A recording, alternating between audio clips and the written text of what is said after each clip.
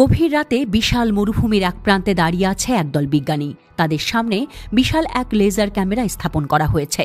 দূরে প্রায় ১০০ কিলোমিটার দূরে একটা প্রতিফলিত প্রিজম বসানো। এই পরীক্ষার ফলাফল হয়তো বদলে দিতে পারে গোটা নজরদারি প্রযুক্তির ধারণা।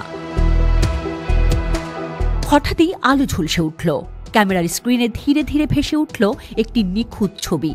কেবল অবয়ব নয়, রীতিমতো সূক্ষ্ম বিশদ, এমনকি মিলিমিটার পর্যায়ের ক্ষুদ্রতম খুঁটিনাটিও ধরা পড়েছে। এটা কি সম্ভব? ১০০ কিলোমিটার দূর থেকেও এত স্পষ্ট ছবি? হ্যাঁ, সম্ভব। এবং এই অসম্ভবকেই সম্ভব করে দেখিয়েছে চীনের বিজ্ঞানীরা।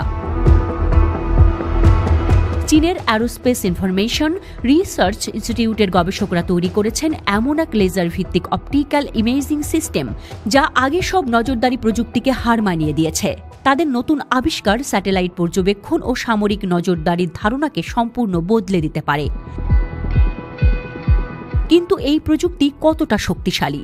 গবেষণা বলছে এটি ১০০ কিলোমিটার দূর থেকেও ১.৭ মিলিমিটার রেজুলেশনে ছবি ধারণ করতে পারে।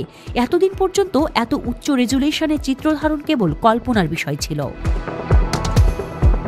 কিভাবে কাজ করে এই নজরদারি প্রযুক্তি? এই ক্যামেরার মূল প্রযুক্তি হল সিনথেটিক অ্যাপারচার লাইডার সিস্টেম।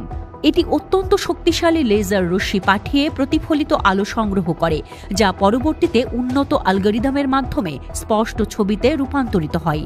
গবেষকরা চীনের কিংহাই লেক এলাকায় এই পরীক্ষাটি পরিচালনা করেন। সেখানে একটি ১০৩ ওয়াটের শক্তিশালী লেজার ব্যবহার করা হয়, যা প্রচলিত নজরদারি ক্যামেরার তুলনায় অনেক বেশি নিখুঁত। সাধারণ অপটিক্যাল লেন্সের সীমাবদ্ধতা পেরিয়ে এই প্রযুক্তি উচ্চ রেজুলেশন নিশ্চিত করতে কয়েকটি অভিনব পদ্ধতি ব্যবহার করেছে। বর্ধিত অপটিক্যাল অ্যাপারচার লেজার বিমকে আরও বিস্তৃত করা হয়েছে।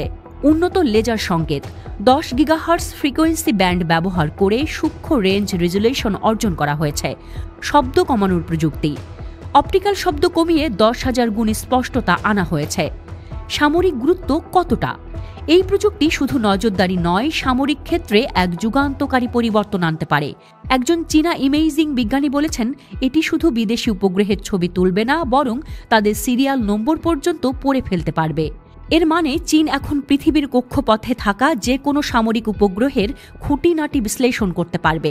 এমনকি উপগ্রহের ক্ষুদ্রতম ক্ষয়ক্ষতি, সেন্সর স্থাপন কিংবা পেলোডের কার্যক্রম সম্পর্কে বিস্তারিত জানা সম্ভব হবে।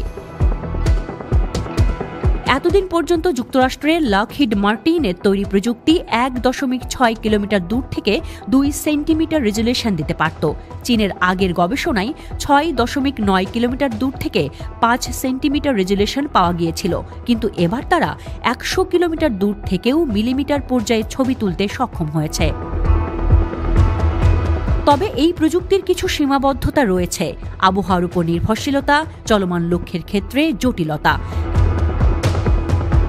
এই নতুন লেজার ভিত্তিক ক্যামেরা নজরদারির এক নতুন যুগের সূচনা করতে পারে। শুধু সামরিক নয়, এটি মহাকাশ গবেষণার ক্ষেত্রেও বিপ্লব ঘটাতে পারে। তবে এর বাস্তবিক প্রয়োগ ও সীমাবদ্ধতা কাটিয়ে ওঠার পরই বোঝা যাবে এটি কতটা কার্যকর।